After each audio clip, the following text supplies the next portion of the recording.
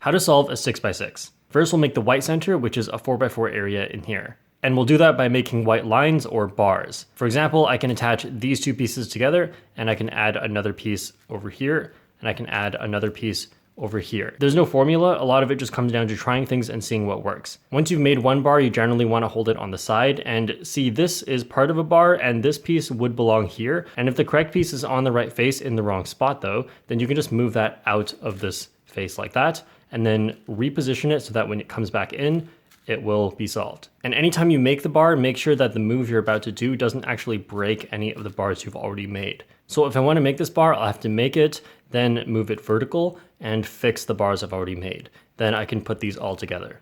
Once you've made the white center, we'll make the yellow center on the opposite side. So hold the white center on the side and we can make yellow bars along here and move them up to the top one by one. For example, these two are part of a bar and I can grab this piece right here, move it in, and this piece over here. And now this is my bar. I can move it up to the top by doing this. Move it up, and then notice how that breaks white. We'll have to turn the top twice and then move this all back down.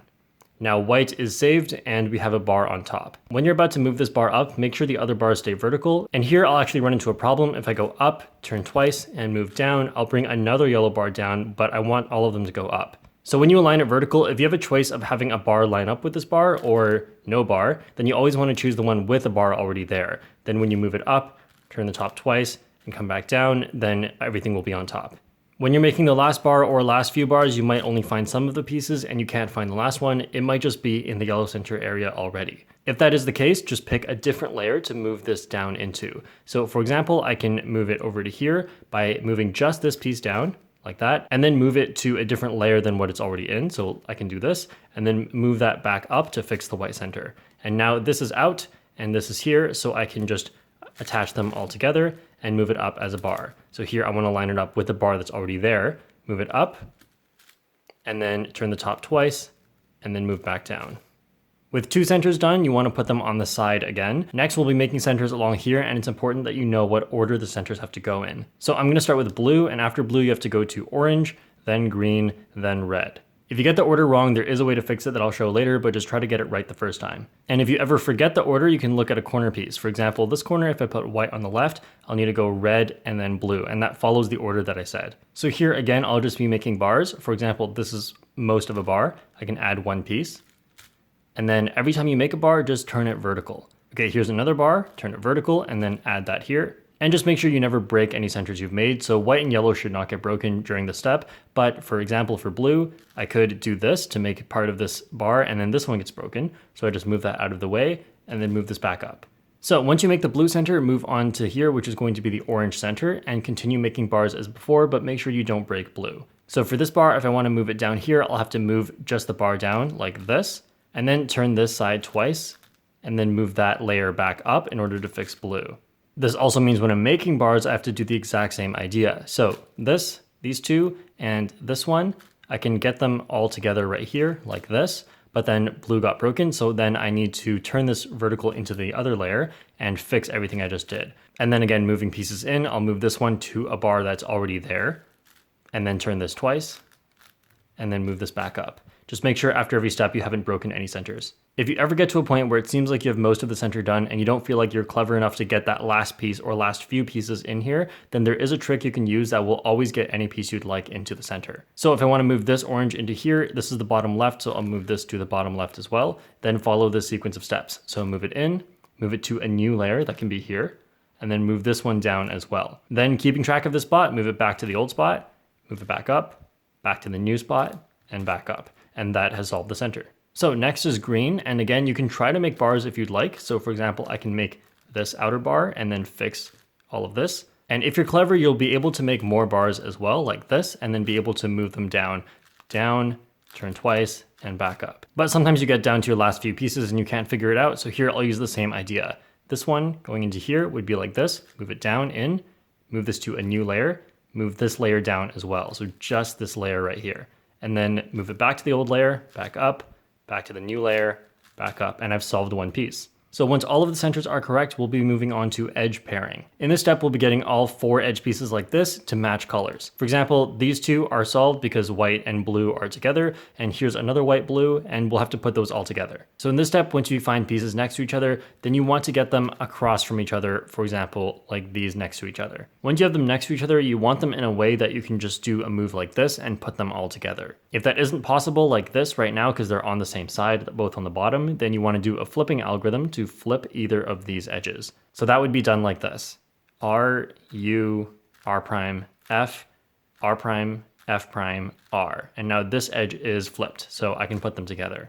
So once you put them together, then you want to find any edge piece on top that is not already solved. Of course, they're all unsolved now, but later on we'll have some that are solved. So for example, I can pick this one, and you want to move this one up to the top, replace it with this one, so moving the top to move that over, and then putting this back down. Then fix all of the centers, and now we still have center solved, but we do have an extra edge piece with more of it solved. And you'll want to do this until you only have a few edge pieces left, and then you'll have to start doing something different. So just another example to finish off the white blue, I'm going to move this one so they're across from each other, and I can see that they're both on top, so I need to flip either one of them. I can flip this one.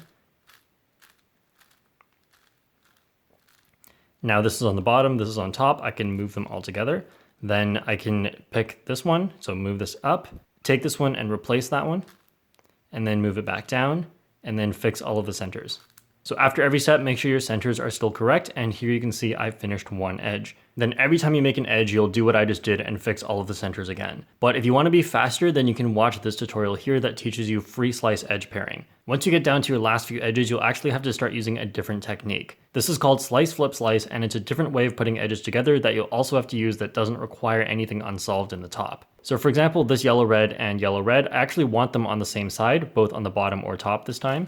So if I flip this one, then now I have bottom and bottom. Then what I'm thinking is I want this one over here. So I'm gonna move this spot right on top of it, and then flip this one, and then go back, and now that one is solved. Here's another example, yellow, red, yellow, red. So I'll move this one on top of this yellow, red, and then flip this so it ends up over there,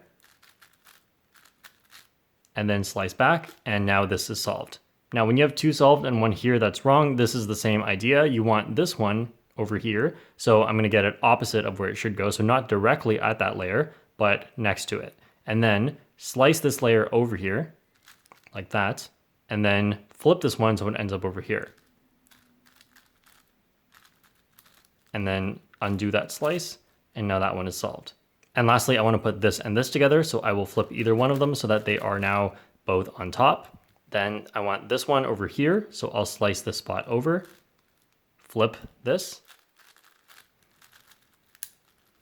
and undo. When you get here, you may get every edge solved, but there's a 50% chance you only have one still left unsolved. If that is the case, then we can solve it using a parity algorithm, and that's by holding it on the front top and doing this algorithm. So here every RW means R wide, and that just means we turn 2 layers at once, and L wide means we turn 2 layers at once for L. For those of you new to notation, R goes up, R prime goes down, and L goes down. So don't be doing L the wrong way. So we start with R, U2, and then X rotation means face what's currently on the bottom.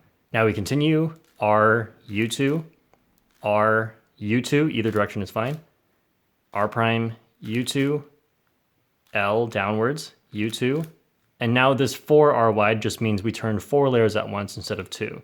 So 4R wide prime, U2, R, U2, R prime, U2, R prime. As you can see, that's flipped this edge, and now all of the edges are complete. And once you solved all the edges, you continue and solve it like a 3x3. Now this is where a lot of people leave the video, but make sure you stay till the end because I'll show you some tricks for what to do if your centers are wrong or if you get a flipped edge and so on. So when I say solve it like a 3x3, you just do whatever you do for 3x3. For example, here is a cross, and then just continue as usual. So then here I'll show you some of the things that could happen. Okay, so here at the last layer, I've gotten to having 1 edge flipped and 3 edges solved. This is not possible on a 3x3, which means that this is OLL parity, a flipped edge. How this is solved is by doing the exact same algorithm I showed earlier for edge parity, except you do triple layer moves for every single move, except for the U moves. So that would go like this. R, U2, X means face the bottom, R U2, R U2, R prime U2, L U2, R prime U2, R U2, R prime U2, R prime.